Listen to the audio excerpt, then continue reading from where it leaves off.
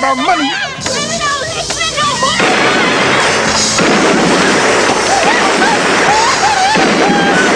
10 crazy lethal ladies B-movies that are buried now.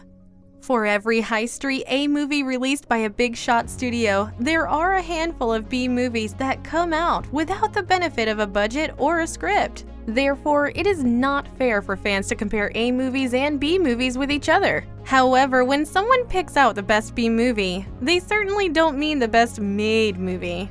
It also doesn't mean the worst made either. It simply refers to whichever movie is the most entertaining. Although these films are painful, they are a ton of fun to watch with friends. Most people don't know that the 80s low-budget B-movie renaissance period brought with it a whole string of lethal ladies films. This video will bring you 10 such crazy ladies B-movies filled with non-stop entertainment that have been buried with time. Before we go into our list, we have a very small request. If you like our content, please support us by subscribing to our channel. This is a small click from you, but it means a lot to us. Thank you. Let's begin. I will when I'm finished.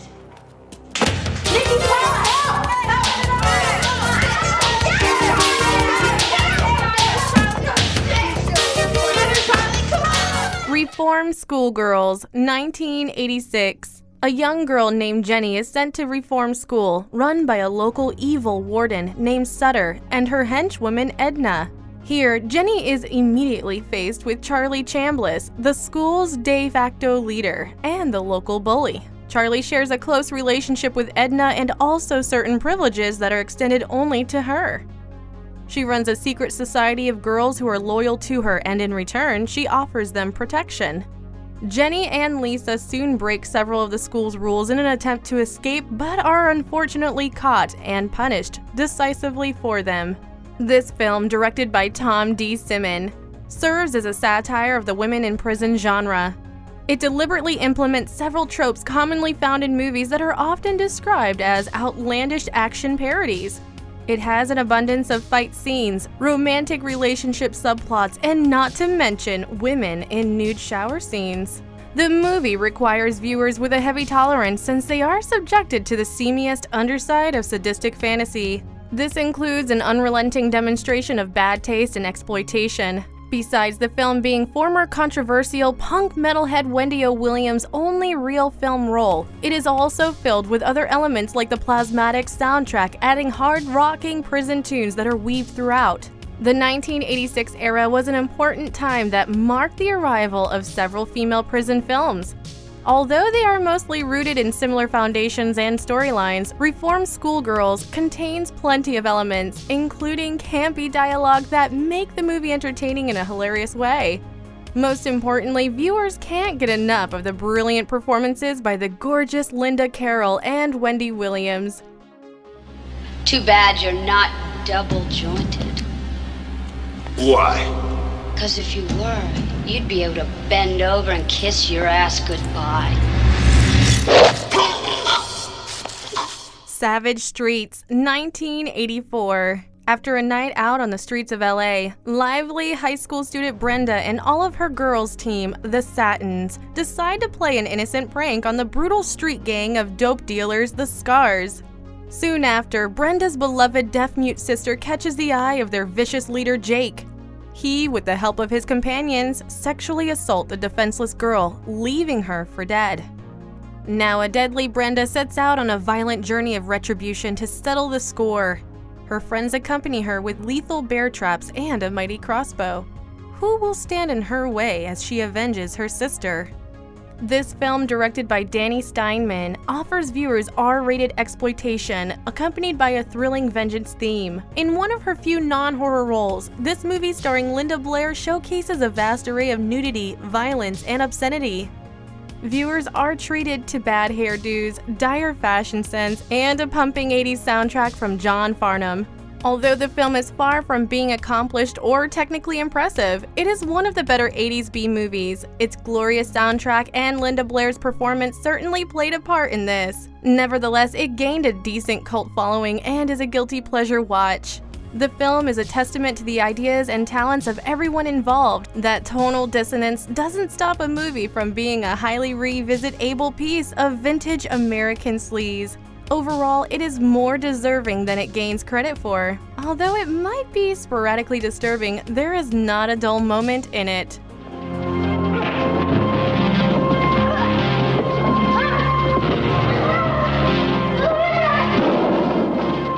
Chained Heat, 1983. Carol, a young woman, must serve 18 months in prison after killing a man in a car accident.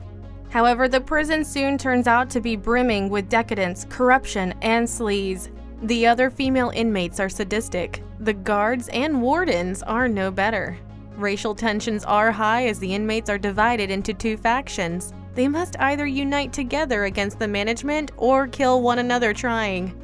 Paul Nicholas directed this typical women's prison film. It stars Linda Blair in the lead role as Carol Henderson, with a supporting cast showcasing more than enjoyable performances. This includes John Vernon, Sybil Danning, and the beautiful Stella Stevens. Despite its abundance in the 80s, very few exploitation films reached the surface compared to the glorious 60s and 70s. Luckily, Chained Heat, a wonderfully trashy and vulgar film, made the cut. Needless to say, being a women in prison film, it is filled with its fair share of frontal nudity, lesbian action, drugs, and stabbings. Nevertheless, viewers are presented with the leading cast's raw talent, fluctuating sound, and a thrilling ride, which ultimately evolves out of a corny start. You will experience every stereotyped prison character in this low-budget B-flick, every improbable plot point there is, and all cliché dialogues previously heard in other women's prison films, pumped up tenfold. However, it remains a highly entertaining movie that serves as a fun evening with girlfriends.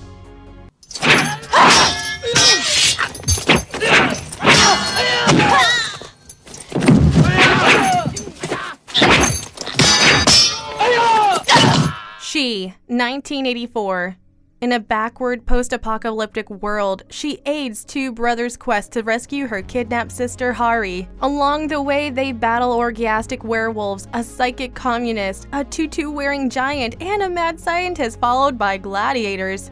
They must overcome all these obstacles to defeat the evil Norks, a local tribe, and get to Hari. This film, directed by Avi Nesher, falls directly into the category of movies that are so bad, they're good. Within its plot, where humanity has reduced to a quasi-medieval existence, there somehow still remains room for some modern apparel and technology. Despite its incoherent script, sloppy direction, and hilarious acting, it is a highly entertaining movie filled with goofiness. Believe it or not, the film is based on an 1887 novel where a professor takes his young ward into the African jungle only to discover an African tribe being led by a white woman. The scriptwriter for this film certainly drew inspiration from Mad Max, Conan the Barbarian, and heavy metal. Although this is very evidently a low-budget film and viewers know from the beginning not to expect anything from it, the storyline has a particularly intriguing factor. Its campy special effects stand out evidently, and the camera techniques involve many close-ups. The best part about the movie is that every scene is accompanied by unintentional comedy. Nevertheless, it is filled with all sorts of women, empowering action sequences, and a whole lot of thrill.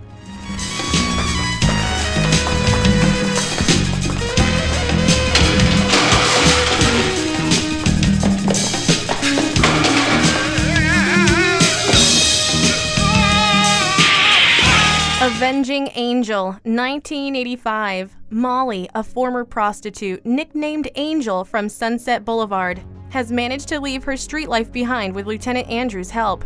She now studies law at a university and aims to become an attorney. One day, Molly learns that Andrews was shot during a failed observation by brutal gangsters. She returns downtown to take revenge. She frees Kit Carson from the old people's home, and together with other old friends, she tracks down the bad guys. This movie, directed by Robert Vincent O'Neill, is the second installment in a 4-part franchise.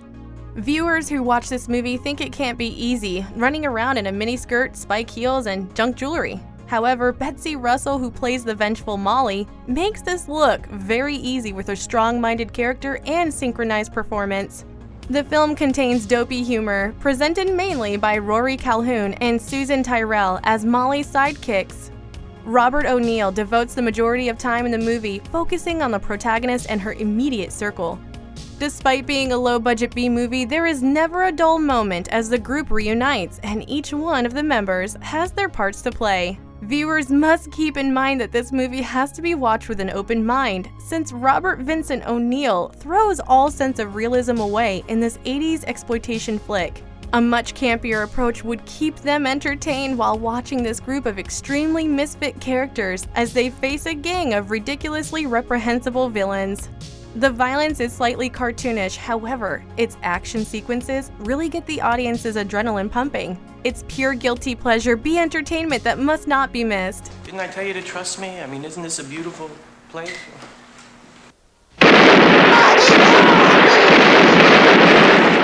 Miss 45, 1981. In Manhattan, Thana is a timid and mute woman that works as a seamstress in the fashion industry. She spends most of her idle time at home. One night, she gets sexually assaulted in an alley while going back home during after hours. When she reaches home, she gets assaulted again by another criminal. She defends herself and bludgeons the assailant to his death. Soon she becomes disturbed and loses her sanity. She uses a .45 caliber pistol to shoot men on the streets of New York. She dresses and roams the dark streets alone, wreaking vengeance upon anyone who tries to take advantage of her. Eventually, her secret life overflows into her regular life in the fashion industry. Abel Ferrara directed this exploitation thriller. Viewers immediately identify the movie having Abel Ferrara written all over it as soon as the first gunshot goes off. Its provocative opening sequence sways the audience with erotic imagery. The vibe evokes intense restraint and a real sense of purpose. Although the film's premise is thin and plotless, Ferrara knows exactly how to wring out its exciting elements. The wide-eyed, undeniably beautiful Zoe Lunn lead plays Thana. Ferrara establishes a framework from the storyline that allows him to play around with the film's several themes, even if they don't combine it into one cohesive statement. While the approach of this low-budget film leans towards realism, the unapologetically fake blood and fairy tale visuals suggest that something more profound is in play. Thana's character is a multidimensional one with several layers undergoing trauma in the film. Ferrara uses this realism to present a handful of transgressive shots. Overall, Miss 45 is more interesting and genuinely enjoyable than it has the right to be, as opposed to the ironically entertaining other movies of its kind.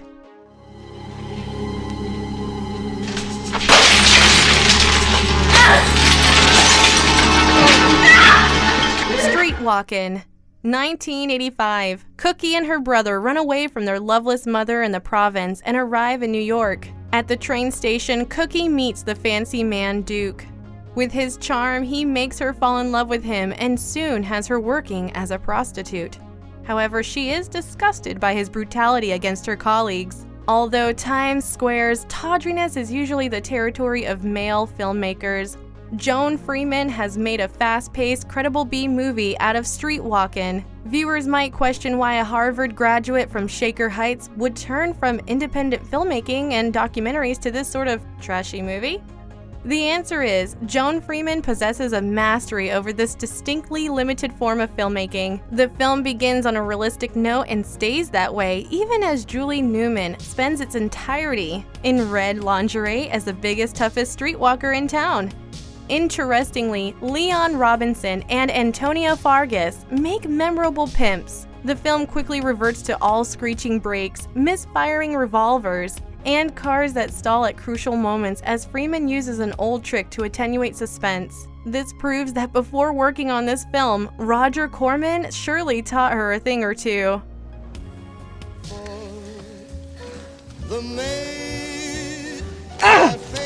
Hey, what are you, some kind of a freak? Innocent Blood, 1992. Mary has an appetite for only two things: sex and blood. Her career as a vampire is moving along fine until she develops two problems. First, she is interrupted while feeding on Salvatore Michelli, the leader of a mobster gang. She begins developing a relationship with the cop who is trying to put him away. Sal wakes up in a morgue very confused and very thirsty, which is her second problem. He goes back to his old haunts and begins creating organized crime family of vampires while Mary and her policeman lover hunt him. This classic John Landis film portrays an uncomfortable combination of vampires and mobsters. The audience is taken aback on both a supernatural and criminal level. The movie contains an intriguing character in Mary, played by the gorgeous Anna Periou. She certainly proves herself woman enough to spare at least one man from her fangs. Although the notion of gangster vampires might seem intriguing and all-powerful initially, it soon results in a set of ridiculous special effects that stand out so hard that they are all viewers can look at instead of watching the movie. While watching Landis's work, viewers are undoubtedly filled with nostalgia about an American wolf in London. Similarly, Landis fills the innocent blood with clips of horror and monster classics. This increases the film's aesthetic value by several notches with its film noir streets and its steaming, disintegrating vampires. What?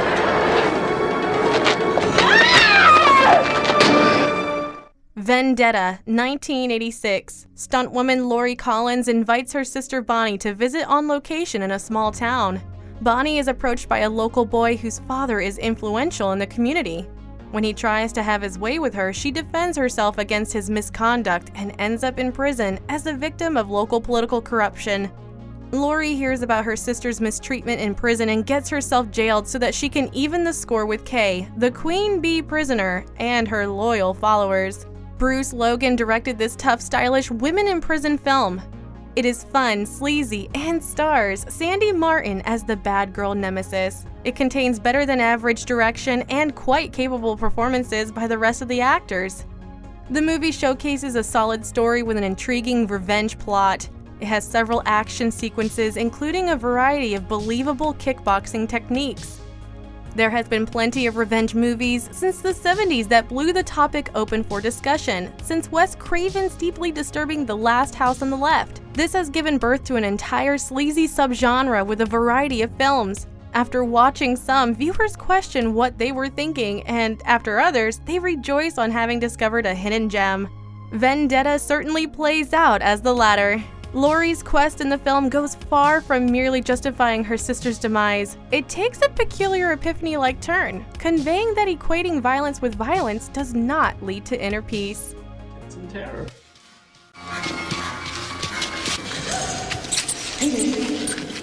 Wanna buy this?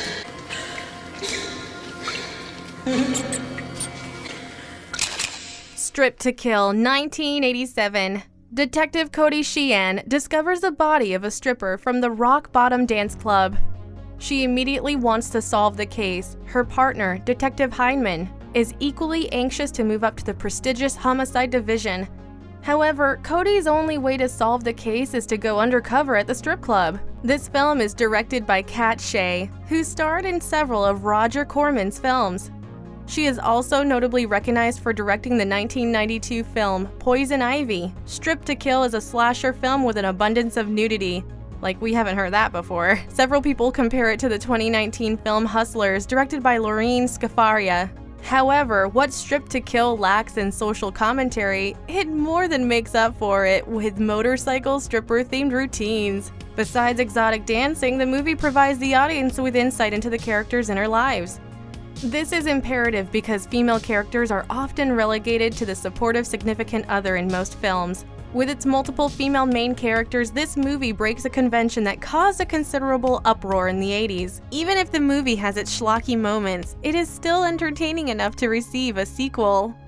The concept that Shea aimed to convey through this film of strippers and their regular lives rarely pop up in low-budget thrillers. Therefore, this movie benefited from having a unique theme. This is all the time we had for today's episode. We hope you guys liked it. It would be awesome if you guys can take some time to subscribe to our channel. And don't forget to tell us which topic you want us to cover in the comment section. Have a fantastic day ahead and stay safe.